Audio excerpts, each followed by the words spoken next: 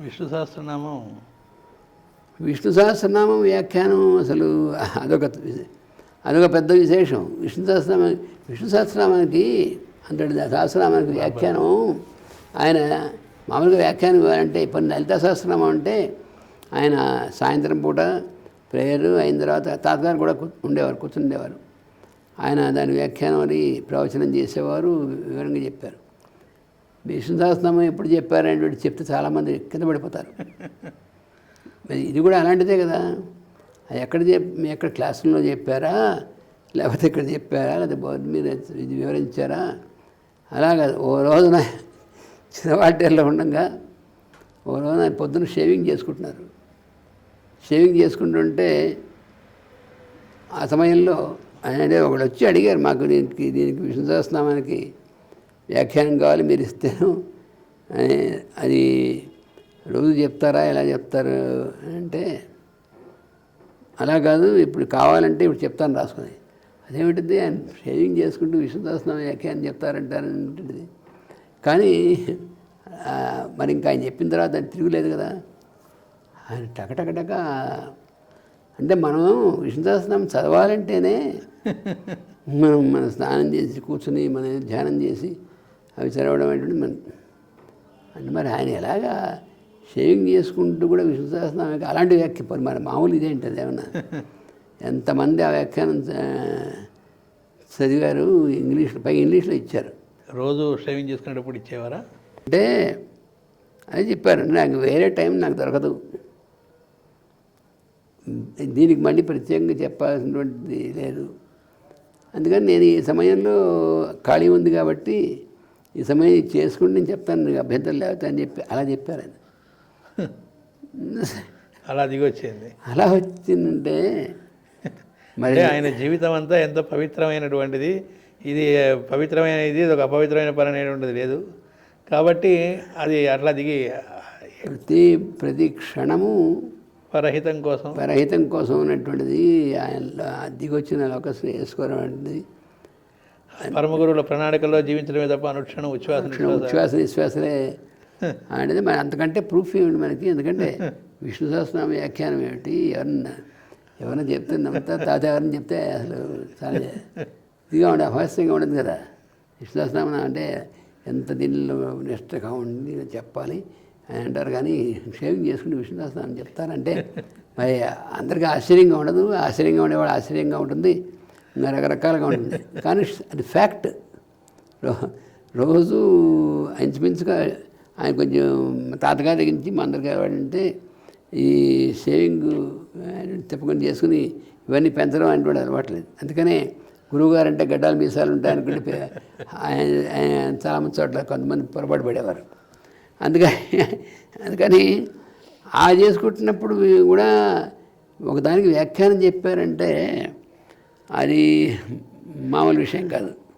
అనుక్షణం అదే ఇదిలో ఉన్నారనడానికి ఇదిలో ఉన్న, లేకపోతే అవి దిగి రావు కదా. అదే ప్రజ్ఞలో ఆయన ఉంటారనేది ఆ ప్రజ్ఞలోంచే చెప్పినటువంటిది కాబట్టి అసాధారణమైనది. పైగా అది అంత అభూత భవిష్యత్ అనేటువంటి విధంగా వచ్చింది కదా, అలాంటి వ్యాఖ్యానం కదా అది. అలా విష్ణు సహస్రనామానికి ఆయన ఇచ్చినటువంటి వ్యాఖ్యానం, అటువంటి వ్యాఖ్యానం అది. మీరు ఇందాక ఇన్ని యోగాలు ఉండవు అన్నారు, మాస్టర్ గారు అన్నారు అని. కానీ మరి లోకంలో చూస్తే మనం క్రియాయోగం అది అంటారు కొంతమంది బలానా యోగం అంటారు. లోకంలో కూడా భక్తి యోగం, జ్ఞాన యోగం అని, ఈవెన్ భగవద్గీతలో కూడా మరి అధ్యాయాలకు పేర్లు ఉన్నాయి యోగములు అనేటువంటి పేర్లతో. మరి ఇన్ని యోగములు లేవంటాం ఏమిటి? దాని గురించి మరి ఇంకాస్త వివరంగా. దీనికి మాస్టర్ గారు ఏం చెప్పారంటే, యోగం అంటేనే యూనిఫికేషన్, అన్నింటి కూడా ఉన్నటువంటి ఏకత్వాన్ని యోగం అంటారు. ఒక పక్కన ఏకత్వాన్ని యోగం అంటే అని చెప్తున్నప్పుడు మాస్టర్ దానికి ఏం చెప్పారంటే మా కంపెనీలో 18 యూనియన్స్ ఉన్నాయని చెప్పారు. ఒకసారి మాస్టర్ గారు పిలిచినప్పుడు అంటే మీ అర్థం మీకు యూనియన్ లేదనమాట అని చెప్పాను. యూనిటీ లేదు మీకు, 18 యూనియన్స్ ఉంటే యూనిటీ ఎక్కడ ఉంటుంది మీకు అసలు అన్నాక వాళ్ళకి అర్థం కాలేదు. అదేమిటి యూనిటీ లేరంటారు, మరి 18 యూనియన్లు ఉన్నాయంటే అర్థమదే అన్నారు. అలాగా ఈ యోగములు ఇన్ని యోగం అంటేనే ఏకత్వం, అది ఆ పదానికే అర్థం అది.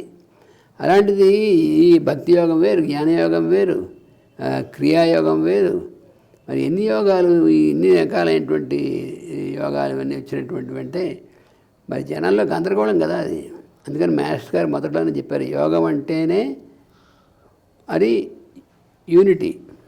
మరి భగవద్గీతలో చాప్టర్స్కి దాని గురించి కూడా అడిగాం. మరి భగవద్గీతలో ప్రతి చాప్టర్కి ఒక విషాదం కూడా ఒక యోగం అని చెప్పారు, విషాద యోగం కూడా అని చెప్పి ఇన్ని యోగాలు పేర్లు పెట్టారు. వేదవ్యాసుల వారు పెట్టారండి, వేదవ్యాసులా పెట్టలేదని చెప్పారు భగవద్గీతలో. అసలు ఇంకోటి మాస్టర్ చెప్పింది, భగవద్గీతలో కృష్ణుడికి అర్జునుడికి జరిగినటువంటిది వార్ఫీల్డ్లో వాళ్ళు నుంచుని ఆయన ప్రవచనం చెప్తుంటే ఆయన వింటుంటే మన క్యాలెండర్లో నాకు బొమ్మ వేసినట్టుగాను అలా వాళ్ళు అక్కడ కూర్చుంటే అవతల వాళ్ళు సాగొట్టరు. ఇప్పుడు అర్జునుడు అలా కూర్చొని చేస్తుంటే అవతల వాళ్ళు చూస్తూ కూర్చున్నారు అంతసేపు. అందుకని అర్జునుడికి కృష్ణుడికి మధ్య జరిగింది అంతసేపు జరగక్కర్లేదు, అదే 10 నిమిషాలు జరిగి ఉంటుంది. దాన్ని మనకి అది అర్థం అవ్వడం కోసం 18 అధ్యాయాలుగా వేదవ్యాసుల వారు మహాభారతంలో భాగంగా రచించారు. అంతేగాని అసలు భగవద్గీత వేరే పుస్తకం అని తీసుకోవడం ఎంత. మహాభారతంలో భీష్మ పర్వంలో మొదటి అధ్యాయం నుంచి 18వ అధ్యాయం చివరి దాకా ఈ 18 అధ్యాయాలని భగవద్గీత అన్నారు. భీష్మ పర్వంలో యుద్ధం ప్రారంభంలో జరిగినటువంటి దాన్ని ఏం జరుగుతుందని వాడు గుడ్డిరాజు గారు అడిగితే ఈ సంజయుడు చెప్పిన దాన్ని అక్కడి నుంచి ప్రారంభించి ఈ 18 అధ్యాయాలు భగవద్గీత అన్నారు. అంతేగాని భగవద్గీత వేరే పుస్తకం అనేటువంటిది అసలు అక్కడే ఉంది. మాస్టర్ గారు ఏం చెప్పారు, భగవద్గీత వేరే గ్రంథంగా తీసి ఇంకా దాని మీద హోరాహోరీగా కామెంట్స్ అది ఇది పెడితే జనానికి కన్ఫ్యూజన్ కదా. భగవద్గీత వేరే పుస్తకం కాదు. అందులో వేదవ్యాసుల వారు ఏ అధ్యాయానికి యోగం అని పేరు పెట్టలేదు.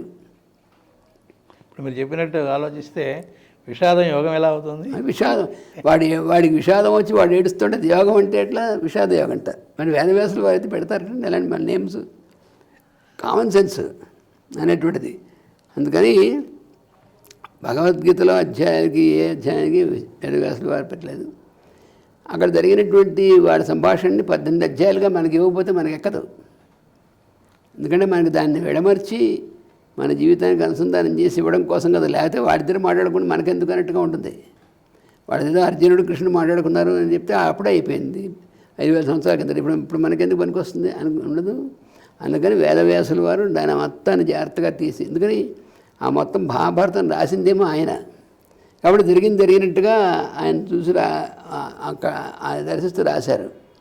ఆ రాసింది ఇంత వివరంగా తీసి రాశారు. అర్జునుడి కృష్ణుడు చెప్పింది, అర్జునుడు అడిగింది కృష్ణుడు చెప్పిందని వివరంగా. కాబట్టి మనకి ఈ మాత్రమే అర్థమవుతుంది, లేకపోతే ఏమర్థమవుతుంది? అందుకని అసలు కాన్సెప్ట్ ఎవరు మాస్టర్ ఎవరు పెట్టాడో కానీ కాన్సెప్ట్ వాళ్ళ దంపతిగా ఈ 18 అధ్యాయాలు ఒక్కొక్కటి ఒక వేరే వేరే యోగం అనేటువంటిది ఒకటి. తర్వాత ఇందులో ఏ యోగం గొప్పది అదొకటి. అంటే ఇంకా భక్తి యోగం గొప్పదా, జ్ఞానయోగం గొప్పదా, కర్మయోగం గొప్పదా? ఈ యోగం అంటే ఒకటే అని ఇవన్నీ కూడా ఏంటంటే అన్నిటిని విడదీసి ఇది ఏది గొప్పది అనేటువంటి తీస్తే ఇంక వాళ్ళకి ఏం చెప్పాలి. అందుకని మాస్టర్ గారు మొట్టమొదటిలోనే ఇవన్నీ ఖండించారు. ఇవన్నీ కూడా ఖండించడం అంటే పండితుల్లాగా చర్చలు ఖండమండనం మన అధిగోంచకం కాదు, అసలు పొరపాటు చేస్తున్నాం. మనం ఇచ్చింది ఏమిటి దాన్ని మనం. అందుకని ఆయన ఏమన్నారంటే 19వ అధ్యాయం కూడా గీతే అన్నారు. అందుకని 19వ అధ్యాయంలో ఈ 18 అధ్యాయాలు అయిపోయిన తర్వాత 19వ అధ్యాయంలో మొదటి శ్లోకం రథస్థం మాధవం దృష్ట్యా పునర్జన్మ నవిద్యతే అని ఇచ్చారు ఆయన. అర్జునుడు వీళ్ళిద్దరు కూడా అందులో ఉన్నటువంటి మాధవుడిని చూస్తే పునర్జన్మ నవిద్య అని ఇచ్చారు. అది అందుకని అది భగవద్గీత కింద లెక్క కదా. అందుకని ఆయన చాలా క్లియర్ కట్గా చెప్పారు, ఈ భ్రమలో పడద్దు, మీరు ఎలా చదువుకోవాలనేటువంటి దానికి మాస్టర్ గారు ఇచ్చేశారు. అందుకని భగవద్గీతలో కానీ అలాగే పతంజలి యోగ సూత్రాల్లో కూడా ఏంటంటే ఆ యోగ సూత్రాలకి ఇప్పుడు ఆ యోగ సూత్రాలు కానీ అలాగే నారద భక్తి సూత్రాలు కానీ ఆయన చెప్తున్నప్పుడు చాలా కామెంటరీస్ ఎలా వచ్చాయంటే అధ యోగానుశాసనం అంటే ఎటుపైన యోగానుశాసనం, అధ అంటే ఎటుపైన అని దాని గురించి పెద్ద వ్యాఖ్యానాలు. ఇంక వాడు ముందుకెళ్ళి తెచ్చేది ఏముందన్నారు. ఎటుపైన అని దాని గురించి అంత పెద్ద చెప్తే మనకెందుకు వచ్చిందని పారిపోతారు. ఇటుపైన అంటేను తర్వాత యోగ అనుశాసనం అన్నాడు, అది పట్టించుకోవట్లేదు మీరు. ఆయన యోగా ప్రవచనం లేకపోతే డిస్కోర్స్ అని యోగా అని చెప్పలేదు, యోగ అనుశాసనం అని ఇన్స్ట్రక్షన్స్. భగవద్గీత కానీ పతంజలి యోగసూత్రాలు కానీ ఏం చేయొచ్చు ఏం చేయకూడదు ఎలా చేయాలి అనేటువంటిది ఇన్స్ట్రక్షన్స్. అది ఇన్స్ట్రక్షన్స్ అని వాడు చెప్తుంటే మనమేమో దాన్ని తీసి దాన్ని మీద వ్యాఖ్యానం చేసి దాన్ని అటుబీకి ఇటుబీకి ఎవరికి ఎందుకు పనికి రాకుండా తయారు చేస్తే పాపం వాడు ఇచ్చిన వాడు ఎందుకు ఇచ్చాడు అది కాస్త ఆ పర్పస్ లేకుండాను అని. అందువల్ల అలాగే దానిలో ఉన్నటువంటి కొన్ని అర్థాలు చాలా డిస్టార్షన్ చేసినటువంటిది. స్థిర సుఖం ఆసనం అన్నారు. ఆసనం అనేటువంటి స్టెప్లో స్థిర సుఖం ఆసనం అన్నారు. స్థిర సుఖం ఆసనం అంటే మనం కూర్చోడానికి చాలా కంఫర్టబుల్గా వేసుకునేటువంటిది దాన్ని ఆసనం అంటారు. అందుకని దాని మీద హాయిగా సుఖంగా కూర్చోవడానికి ఏర్పాటు చేసినటువంటిది, దాన్ని కదలకుండా కూర్చుంటే అది ఆసనం అని కొంతమంది. అలా కాకుండా యోగాసనాలు ఉన్నాయి హఠయోగంలో. ఈ యోగాసనాలే దాని గురించి చెప్పాడు. ఆసనం అంటే అనేటువంటిది వీటి గురించి అనేటువంటిది మరొక వైపు. అసలు లోకంలో ఎక్కువగా ఆ యోగాసనాలు దాన్నే యోగా అనే పేరుతో వ్యవహరిస్తూ ఉంటారు. దాన్నే మేము యోగా చేస్తున్నామండి. పైగా తమాషా ఇప్పుడు ఎలా ఉందంటే మీరు రోజుకు 1 గంట యోగా చేస్తాడు, మరి ఈ మిగతా 23 గంటలు యోగం కాదు అవయోగం. అది యోగంలో స్థితిలో ఉండమని ఇప్పుడు ఉండాలని చెప్తే 1 గంట యోగం చేస్తాడంటే మిగతా 23 గంటలు మీరు ఇంకా పూర్తిగా భ్రష్టుపట్టి ఆయన అసలు నువ్వు చేసే పనులే యోగ స్థితిలో ఉండి చేయాలని ఆయన చెప్తే భగవద్గీతలో పతంజలి గారు ఏం చెప్తే ఇవన్నీ అంటే హఠయోగం వద్దని కాదు. మేష్ గారు చెప్పింది అంటే హఠయోగంలో చెప్పినటువంటివన్నీ ఆ యోగా యమనియమ ఆసన ప్రాణాయామం అనేటువంటిది ఆ మొట్టమొదటిలోనే అవి వస్తాయి. అంతేగాని హఠయోగం గురించి కాదు. ఆయన తర్వాత చెప్పినటువంటిది ఆసనం అంటేను స్థిరసుఖం ఆసనం అంటేను మనస్సు అంటే ఈజ్ ఆఫ్ కంఫర్ట్ అంటే మనస్సుకి శరీరం యొక్క దీనికి కండిషన్ అయిపోకుండా మనస్సుకి సంబంధించినటువంటి స్థాయిలో చెప్పినటువంటిది దాన్ని ఎలాగా మనం దానికోసం ఎలా సాధన చేయాలి అనేటువంటిది అది చెప్పినటువంటిది. సుఖం ఆసనం ఆత్మానహ అని అది దేనికి ఆ సుఖము అంటే ఆత్మస్థితిలో. ఆత్మస్థితికి సంబంధించినంటే మన శరీరానికి సంబంధించిన పొరపాటు పడి ఇవన్నీ ఆసనాలు ఇలా ఇవి చేయడం అనేటువంటిది. ఇంకా ఎవడైనా సరే ఆ యోగం అంటే ఇవన్నీ కూడా ఇలా చేయాల్సిందే అంటే వాడు మోగాళ్ళు వాడు వచ్చినటువంటి వాడిని జావగొట్టేది చేస్తే వాడిని ఇవన్నీ వేయడం వల్ల అంటే ఎవరు వేయాలి వేయడం అవసరమే, హఠయోగం కూడా అవసరమే. కానీ అవి ప్రిలిమినరీ స్టెప్స్. యోగాభ్యాసాన్ని పట్టుకొని యోగ జీవనం అనుకోవడం యోగ జీవనం అనుకునేటువంటిది ఆ అభ్యాసంలో ప్రిలిమినరీ స్టెప్స్ అవి తప్పకుండా మనం పాటించాల్సిందే. కానీ ఏది ఏమిటి అనేటువంటిది ఆసనం అనేది భౌతికమైనది కాదు, ఆసనం ఆత్మకి అది భౌతికం కాదు అనేటువంటిది ఎవరు మనం మరి మిగతా వాళ్ళు గొప్పవాళ్ళ కాదనేటువంటిది కాదు. అది వివరంగా అది ఆసనం అంటే దేంది ఏ లెవెల్లో అనేటువంటిది వివరించి చెప్పాలనేటువంటిది ఇప్పటిదాకా మనకి దొరకలేదు కదా. బహుశా అందుకేనేమో భగవద్గీతలోను పతంజలి దానిలో ఎక్కడ ఈ ఆసనాల పేర్లు మనం లోకంలో చూసేవి లేవు. అదే మేస్టర్ చెప్పారు గురించి కానీ ఎక్కడ కనబడదు. అసలు ఎక్కడ టెక్నికల్ టర్మ్స్ అంటే మేస్టర్ గారు ఏం చెప్పారంటే మనకి పతంజలి మహర్షి ఇచ్చినటువంటి దాంట్లో కానీ భగవద్గీతలో కానీ టెక్నికల్ టర్మ్స్ అనేటువంటివి టెక్నికాలిటీ అనేటువంటిది అక్కడెక్కడ మనకి లేకుండా అని మేస్టర్ ఇంకో కూడా చెప్పారు. భగవద్గీతలో ఎక్కడైనా కుండలనే పదం కానీ లేదా షట్చక్రాల పేర్లు కానీ ఎక్కడైనా ఉన్నాయా అన్నారు. ఉంటే మరి ఎక్కడ కనబడలేదు కాబట్టి మరి కృష్ణుడు యోగం రాదు కృష్ణుడు కంటే అసలు యోగేశ్వరుడని యోగానికి ఈశ్వరుడని ఇతను యోగేశ్వర కృష్ణుడు అని చెప్తారా యోగానికి ఈశ్వరుడని ఏదో అర్జునుడికి యోగం మన అర్జునుడు మహాయోగి, అందుకని అర్జునుడు కృష్ణుడు యోగులు కాబట్టి ఇంకా అసలు సృష్టిలో యోగులు ఎవరు ఉంటారు అసలు? నరనారాయణులు వాళ్ళు కానీ నరనారాయణులు వాళ్ళిద్దరును వాళ్ళకి యోగం రాదంటే కుండలిని గురించి చెప్పలేదు కాబట్టి షట్కళల గురించి చెప్పలేదు, వాళ్ళ యోగం రాదంటే ఏమన్నా పిచ్చాడు ఉంటే ఇంకా అసలు వాడికి మూర్ఖుడు అనమాట వాడు. అందుకని మాస్టర్ ఎవరు భూతద్దం పెట్టి చూసినా ఆయన చెప్తారనమాట, కుండలిని ఏంటంటే పదం కానీ షట్చక్రాల పేర్లు కానీ ఎక్కడైనా ఉన్నాయా? కానీ యోగశాస్త్రానికి యోగశాస్త్రే కృష్ణార్జున సంవాదే యోగశాస్త్రే అని అది పెద్దవాళ్ళు చెప్పారు, మన ఊరిని కాదయా. యోగశాస్త్రానికి మొట్టమొదటి చెప్పవలసిన భగవద్గీత వస్తుంది, తర్వాత పతంజలి యోగసూత్రాలు. పతంజలి యోగసూత్రాల్లో కూడా ఎక్కడ మన ఎక్కడ ఇవేం రావు. ఈ షట్చక్రాలు వాటి పేర్లు కుండలిని ఎక్కడి దాకా వచ్చింది ఇలాంటిది అక్కడ కూడా కనిపించదు.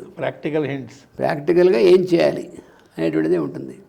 అందుకని మాస్టర్ గారు ఏం చెప్పారంటే ఏం చేయాలి అనే ఇన్స్ట్రక్షన్స్ తప్ప అవి భగవద్గీత కానీ భగవద్గీతలో అప్లికేషన్, దీన్ని అప్లై చేస్తే ఎలా ఉంటుంది అనేటువంటిది అక్కడ. పతంజలి యోగసూత్రాలు డైరెక్ట్ ఇన్స్ట్రక్షన్స్, యోగ అనుశాసనం అంటే డైరెక్ట్గా నువ్వేం చేయాలి ఇన్స్ట్రక్షన్.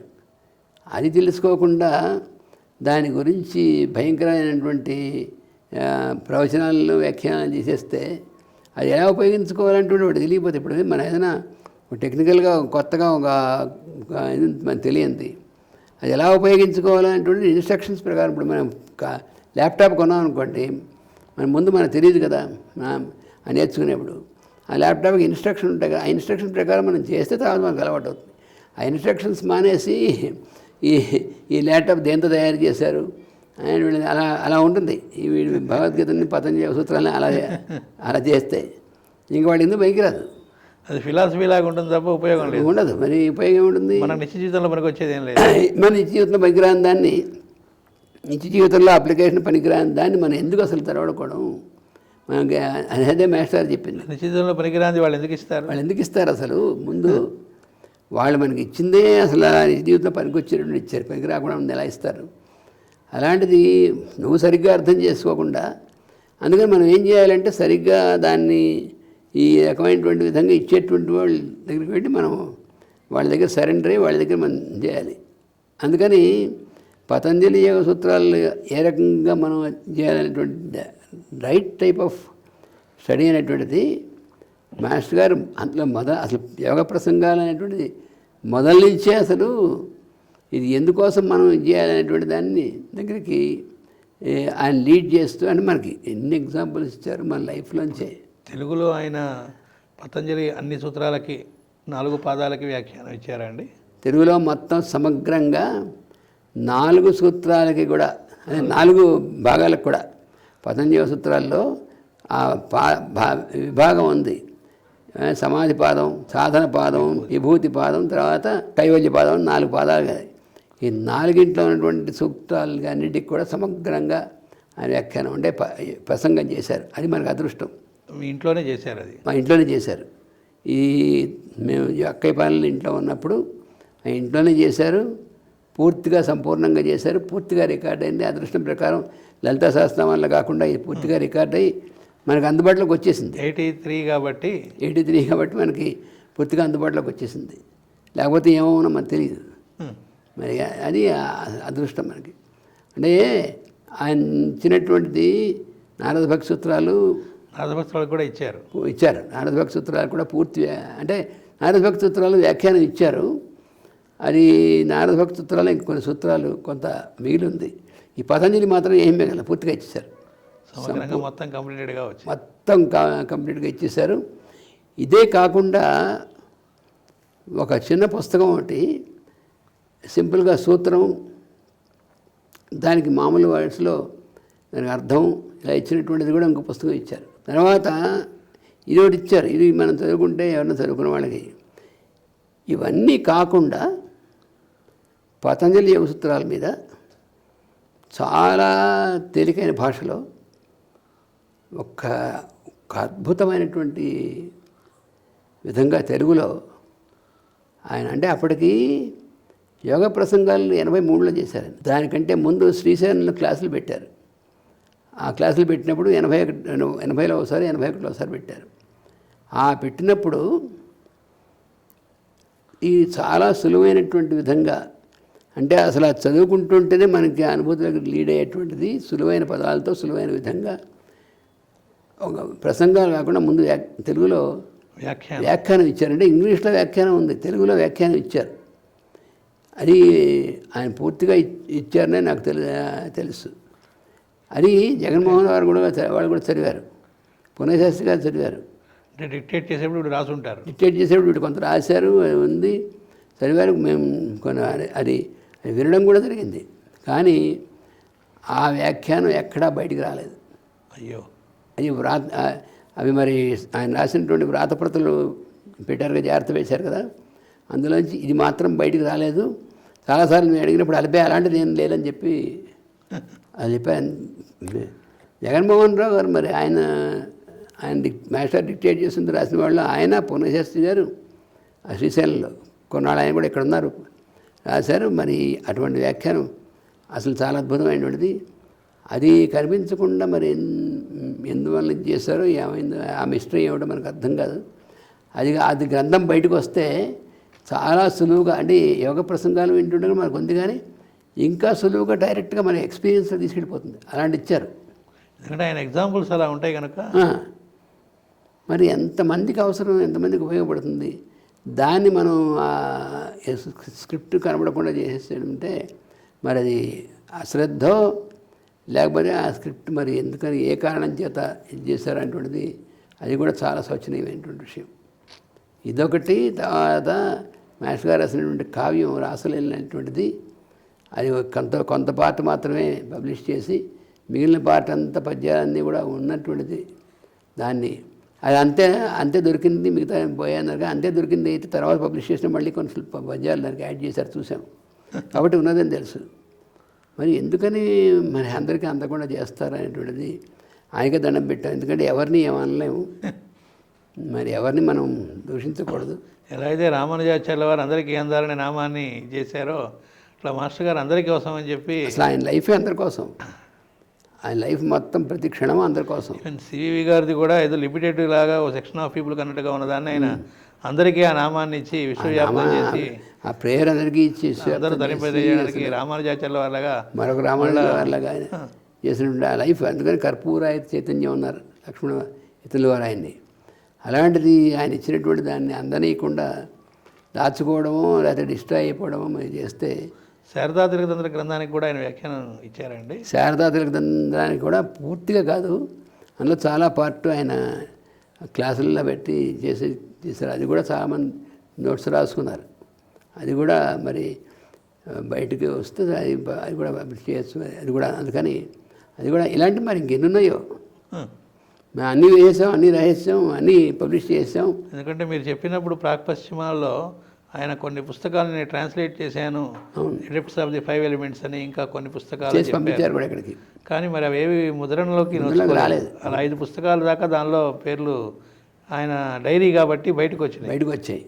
ఎందుకంటే ఆయన ఉన్నప్పుడే పబ్లిష్ అయింది కాబట్టి ఆ పుస్తకాల పేర్లు బయటకు వచ్చాయి. అందులో ఆయన ట్రాన్స్లేట్ చేసి పంపించినట్టుగా కూడా ఉంది. కన్ఫర్మ్గా ఆయన రాశారు. మేము చదివాం కూడా. అవి రాసినప్పుడు అప్పట్లో ఆ ట్రాన్స్లేషన్ కూడా చదివాం కూడా. మరి తర్వాత ఎక్కడ మాయమైపోయి అర్థం కాదు. ఎవరిని అడుగుతాం? అదే చాలా దురదృష్టకరమైనటువంటి విషయం. మరి ఏమో మరి ఆయన యొక్క సంకల్పం ఉంటే మరి ఏమైనా బయటకు వస్తాయో చెప్పలేము.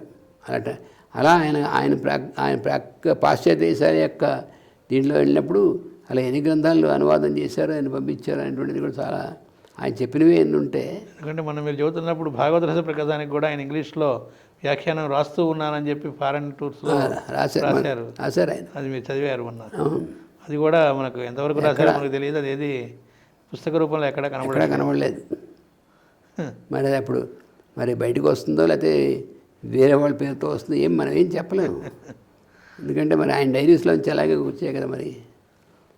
అందుకని మరి ఏదైనా సరే ఒక మిస్టరీ అది.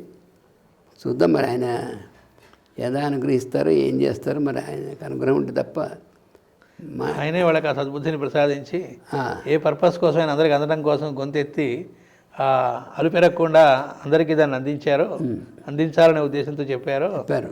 ఆయన గురువు దక్షిణగా కూడా దాన్ని మళ్ళీ నోరు చేసుకుని 10 మందికి ఇవ్వాలనే కోరారు కాబట్టి వాళ్ళలో నుంచి మాస్టర్ గారు ఆ ప్రచోదనం కలిగించి మళ్ళీ బయటికి అవన్నీ వస్తే ఇంకా చాలామందికి ఎంతో అది దర్శనం ఇచ్చేటువంటి విధంగా వస్తుంది.